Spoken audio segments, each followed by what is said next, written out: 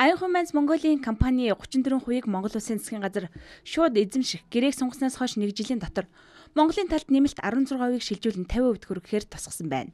Монголын талын хөрөнгө оруулалтын зардлыг хүүгийн хамт ирээдүйд манай талд ногдох ногдол ашигаас тооцно гэж үзжээ. За манай талд 125 сая $1 урьдчилгаа төлбөрт тооцон авах Аян Манс Монголын компани Монгол улсад хүчин төгөлдөр мөрдөгдөж байгаа хуулийн дагуу татвар төлбөр хураамжуудыг төлөх юм байна. Энэ хүүгээрээ Монголын талд хэр ашигтай гэрээ болсон гэдэг дээр зарим хүмүүсийн сэтгэлдлийг сонирхлоо. Бодод санжээснаас одоо манайд илүү л ашигтай тийм хувилбар гарч ирж байгаа шиг харагдаж байна. За нөгөө бид нар шин тийм хувь эзэмшихээр өөрснөө тийм хэмжээний хөрөнгө оруулах ёстой шүү дээ. Тэгэхээр тийм хөрөнгө оруулах шаардлага бидэнд байхгүй шүү дээ. Тэрийг сүүлд ногдлоо шигасаа тооцсоос энэ бол үнэхээр одоо их том одоо олзчих юм уу одоо ололт гэж үзэх ёстой.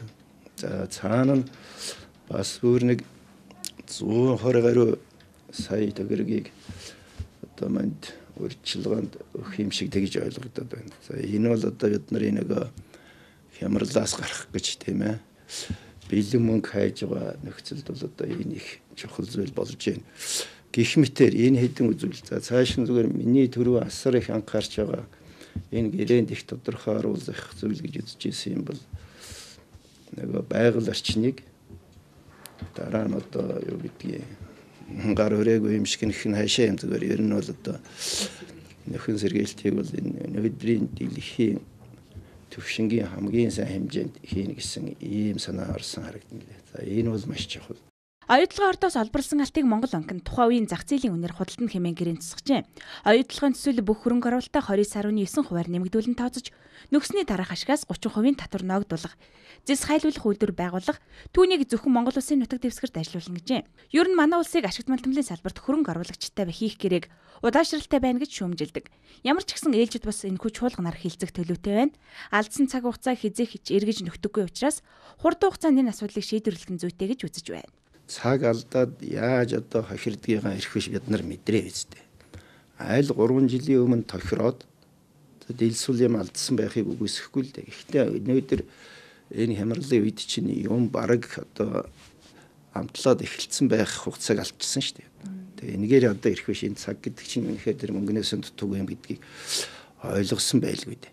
Тийм учраас өнөөдөр бүр одоо юу сарвд одоо өдөр хоног алдмааргүй тийм л байгаа. Тийм учраас энийг одоо манай бодлого баригчид үнэхээр ойлгож мэдэрч байгаа л гэж одоо итгэж байна шүү дээ. Зарчмын хувьд гэвэл тэр гинти ашигын татвар гэж бол дэми одоо юу гэдгийг нэг хөрөнгө оруулагчдыг үргээх тийм зүйл гэж би бол хувьдаа тэгж бодож байгаа.